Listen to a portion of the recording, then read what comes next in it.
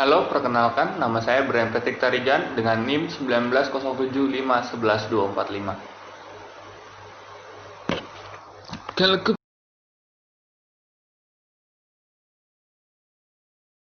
Perkenalkan, nama saya Robert. Jadi yang pertama, pengertian UMKM. Secara umum, pengertian UMKM adalah usaha produktif yang dimiliki dan dikelola oleh perorang maupun badan usaha yang telah memenuhi kriteria sebagai usaha mikro. Nah, menurut Undang-Undang Nomor 20 Tahun 2008, pengertian UMKM adalah usaha perdagangan yang dikelola oleh perorangan atau badan usaha yang merujuk pada usaha ekonomi produktif dengan kriteria yang ditetapkan oleh Undang-Undang Nomor 20 Tahun 2008. Menurut data yang dikeluarkan oleh Bank Indonesia, jumlah pelaku UMKM di Indonesia saat ini mencapai 56,54 juta unit atau 99,99% dari total pelaku usaha. Dengan kata lain, usaha mikro, kecil, dan menengah atau UMKM merupakan kelompok usaha yang jumlahnya paling besar di Indonesia.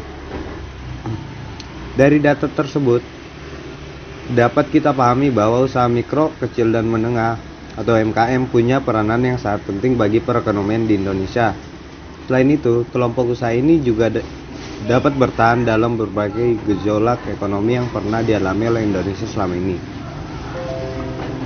Kriteria UMKM menurut UU Nomor 20 Tahun 2008. Nah, dalam tabel ini dijelaskan kriteria usaha mikro, kecil, dan menengah serta usaha besar yang telah dijelaskan dalam UU Nomor 20 Tahun 2008. Yang pertama, usaha mikro dengan aset maksimal 50 juta dan omset maksimal 300 juta. Usaha kecil, aset lebih dari 50 juta atau sampai dengan 500 juta, omset lebih dari 300 juta sampai 2,5 miliar.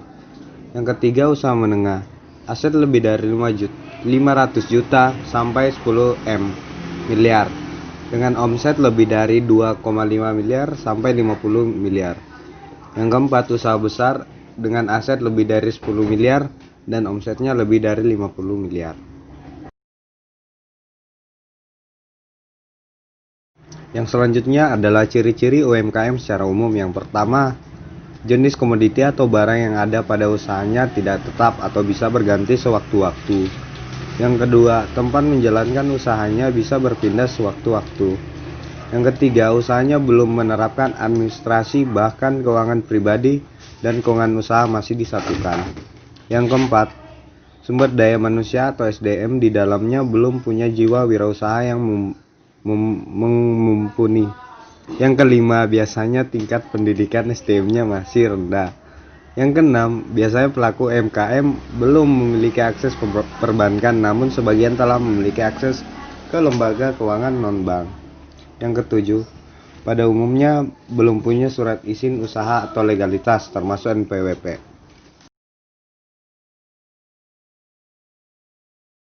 Nah, jenis dan contoh UMKM. Pada dekade terakhir ini semakin marak bermunculan bisnis UMKM, mulai dari skala rumahan hingga skala yang lebih besar. Berikut beberapa jenis usaha yang termasuk UMKM. Yang pertama, usaha kuliner. Yang kedua, fashion. Yang ketiga, agribisnis. Yang keempat, bidang teknologi. Yang kelima, bidang otomotif. Yang keenam, perawatan tubuh. Yang ketujuh, cindera mata dan kerajinan. Nah, dari usaha kuliner, salah satu bisnis UMKM yang paling banyak digandrungi bahkan hingga kalangan muda sekalipun, berbekal inovasi dalam bidang makanan dan modal yang tidak terlalu besar. Bisnis ini terbilang cukup menjanjikan mengingat setiap hari semua orang membutuhkan makanan. Contohnya, produk minuman, kopi, atau minuman dingin. Yang kedua, usaha fashion. Selain makanan, UMKM di bidang fashion juga sedang diminati. Setiap tahun mode tren fashion baru selalu hadir dan tentunya meningkatkan pendapatan pelaku bisnis fashion.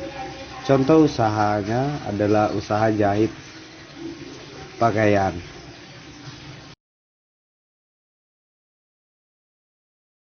Yang selanjutnya adalah usaha agribisnis. agribisnis yang berada di bidang pertanian harus bermodalkan tanah yang luas. Anda bisa memanfaatkan pekarangan rumah yang disulap menjadi lahan agrobisnis yang menguntungkan. Contohnya berjualan bibit tanaman. Usaha di bidang teknologi. Perkembangan teknologi informasi telah membuka banyak peluang usaha bagi masyarakat. Saat ini banyak UMKM berbasis teknologi yang dijalankan oleh masyarakat Indonesia. Contohnya berjualan online, baik produk fisik maupun digital. Yang selanjutnya adalah bidang otomotif. Meningkatnya jumlah dan jenis kendaraan bermotor di Indonesia juga berperan dalam berkembangnya UMKM. Aktivitas penjualan dan perawatan kendaraan bermotor dilakukan oleh berbagai UMKM di Indonesia. Contohnya showroom penjualan kendaraan bermotor, bengkel, dan lain-lain. Adapun juga perawatan tubuh. UMKM di bidang perawatan tubuh punya pangsa pasar yang sangat besar di Indonesia. Selain peminatnya tinggi, perputaran produk termasuk cukup cepat karena akan habis dalam waktu tertentu. Contohnya jasa makeup artis. Nah, yang selanjutnya adalah usaha kerajinan dan cenderamata. Lini usaha yang cukup populer dijalankan UMKM adalah produk kerajinan dan cenderamata. Contohnya usaha kerajinan lampu hias. Nah, yang selanjutnya adalah UMKM dalam piramida struktur usaha di Indonesia atau Sensus Ekonomi 2006 dan 2016. Hasil pendaftaran Sensus Ekonomi 2016 menunjukkan ada 26,71 juta usaha atau perusahaan non-pertanian yang dikelompokkan dalam 15 kategori lapangan usaha sesuai dengan klasifikasi Baku Lapangan Usaha Indonesia atau KBLI 2015. Jumlah itu meningkat 17,51% dibandingkan dengan hasil sensus ekonomi 2006 yang hanya berjumlah 22,73 juta usaha perusahaan. Nah, dari sini kita bisa tarik kesimpulan bahwa ada peningkatan selama 10 tahun terakhir tersebut yang berawal dari 2006 yang hanya berjumlah 22,73 juta usaha menjadi 26,71 juta usaha yang dalam persentase peningkatannya adalah 17,51%.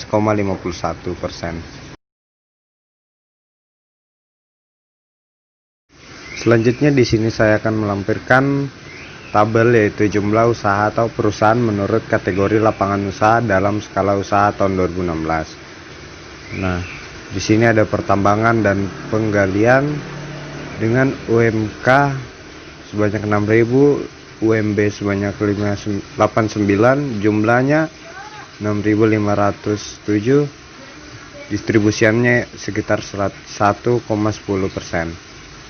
Nah, bisa disimak dalam tabel ini ada industri pengolahan, pengadaan listrik gas uap atau air panas dan udara dingin, pengolahan air limbah, pengolahan daur ulang sampah, dan aktivitas remediasi.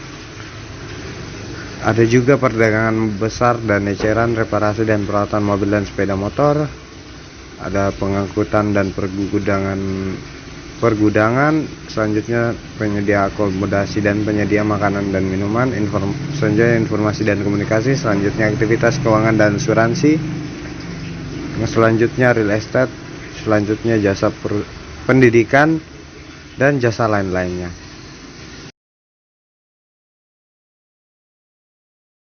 Nah, di sini adalah jumlah usaha atau perusahaan menurut skala usaha dan pulau tahun 2016. Yang pertama adalah Jawa dan UMK 15.931.889 dengan UMB sebanyak 291.697 dengan total jumlah 16.223.586 dengan distribusi mencapai 60,74%. Selanjutnya adalah Bali, Nusa Tenggara, Kalimantan, Sulawesi, Maluku dan Papua dan Sumatera.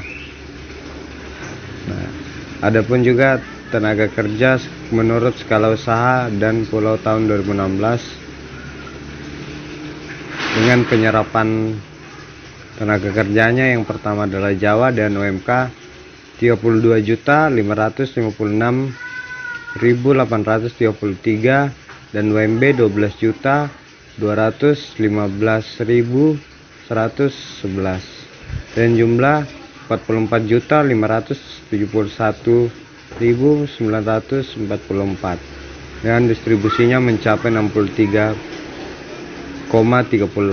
Yang selanjutnya adalah Bali dan Nusa Tenggara, ada Kalimantan, Sulawesi, Maluku dan Papua, Sumatera, Aceh, Sumatera Utara, Sumatera Barat, Riau, Jambi, Sumatera Selatan, Bengkulu, Lampung, Bangka Belitung, Kepulauan Riau yang berada di Sumatera.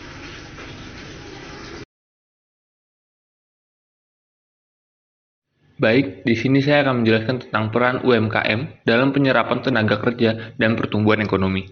Di dalam undang-undang dijelaskan bahwa perbedaan kriteria UMKM dengan usaha besar. Yang pertama ada usaha mikro, di mana aset maksimal sebesar 50 juta, dan itu tidak termasuk tanah dan bangunan tempat usaha, dan omset maksimalnya adalah 300 juta per tahun. Yang kedua, ada usaha kecil, di mana asetnya sebesar 50 sampai 500 juta, dan itu tidak termasuk tanah dan bangunan tempat usaha, dan omset maksimal lebih dari 300 juta sampai 2,5 miliar per tahunnya. Dan yang ketiga, ada usaha menengah. Usaha menengah ini dia merupakan aset yang bisa mencapai 500 juta sampai 10 miliar, dan itu tidak termasuk tanah dan bangunan tempat usaha. Dan omset lebih dari 2,5 miliar sampai 50 miliar per tahunnya. Dan yang terakhir, yang paling besar adalah usaha besar, aset di mana lebih dari 10 miliar, dan itu tidak termasuk tanah dan bangunan tempat usaha, dan omsetnya lebih dari 50 miliar per tahun. Baik, di sini saya akan melanjutkan tentang peran UMKM dalam perekonomian Indonesia yang dilansir dari situs Bappenas. Di Indonesia, UMKM memiliki kontribusi atau peranan yang cukup besar, yaitu yang pertama, perluasan kesempatan kerja dan penyerapan tenaga kerja. Dan yang kedua, pembentukan produk domestik bruto atau yang biasa disingkat PDB. Yang ketiga, penyediaan jaring pengaman terutama bagi masyarakat yang berpendapatan rendah untuk menjalankan kegiatan ekonomi yang lebih produktif. Baik, di sini saya akan menjelaskan 3 peran penting UMKM dalam pembangunan dan pertumbuhan ekonomi yang dikutip dari Usaha Mikro Kecil dan Menengah di Indonesia tahun 2001 karya Tulus Tambunan. Yang pertama, peran UMKM tidak hanya dirasakan di negara-negara yang sedang berkembang, melainkan juga di negara-negara maju. Yang kedua, di negara maju maupun berkembang, UMKM sangat penting sebab menyerap paling banyak tenaga kerja dibandingkan usaha besar. Dan yang ketiga, kontribusi UMKM terhadap pembentukan atau pertumbuhan produk domestik bruto atau PDB paling besar dibandingkan kontribusi dari usaha besar. Selanjutnya, kontribusi UMKM terhadap perekonomian Indonesia saat ini. Berdasarkan data Kementerian Koperasi dan UKM Republik Indonesia, sensus ekonomi dari Badan Pusat Statistik pada tahun 2016 menunjukkan besarnya kontribusi UMKM. Berikut ini sumbangan UMKM terhadap perekonomian Indonesia. Yang pertama, UMKM menyerap hingga 89,2% dari total tenaga kerja. Yang kedua, UMKM menyediakan hingga 99% dari total lapangan kerja. Yang ketiga, UMKM menyumbang 60,34% dari total PDB nasional. Yang keempat, UMKM menyumbang 14,17% dari total ekspor. Yang kelima, UMKM menyumbang 58,18% dari total investasi. Berdasarkan sensus ekonomi 2016 tersebut, terdapat 3 bidang usaha mikro kecil atau UMK non-pertanian yang usahanya menempati urutan teratas dalam perekonomian nasional, yaitu yang pertama, ada perdagangan besar dan eceran, yang dimana usaha di bidang perdagangan besar dan eceran adalah penjualan barang tanpa proses mengubah bentuk produk yang diperdagangkan, kecuali penyortiran atau pengemasan ulang. Yang kedua, penyediaan akomodasi dan penyediaan makan minum. yang artinya usaha akomodasi dan penyediaan makan minum ini meliputi restoran, rumah makan, kafe, catering, dan yang lainnya. Yang ketiga, industri pengolahan. Industri pengolahan yang dimaksud meliputi berbagai kegiatan produksi yang mengubah bentuk bahan baku atau mentah menjadi barang setengah jadi atau barang jadi yang siap digunakan atau dikonsumsi. Baik, materi yang keempat adalah produktivitas UMKM di Indonesia. Yang pertama, perkembangan UMKM. Sejak krisis ekonomi melanda Indonesia pada tahun 1997 sampai 1998, sektor UMKM terus berkontribusi besar terhadap perekonomian nasional. Kontribusi itu meliputi jumlah unit usaha, penyediaan lapangan kerja, pendapatan nasional, ekspor non-migas, hingga investasi. Yang kedua, tantangan UMKM di Indonesia. Kendati berpotensi besar menumbuhkan perekonomian nasional, UMKM di Indonesia masih dihadapkan dengan beragam tantangan. Sejumlah persoalan dan tantangan itu diuraikan dalam Rencana Strategis Kementerian Koperasi dan UKM Republik Indonesia 2015 sampai 2019. Baik, sekian presentasi dari kami. Mohon maaf jika masih banyak kesalahan dalam penulisan maupun pengucapan. Saya ucapkan sekali lagi terima kasih dan selamat siang.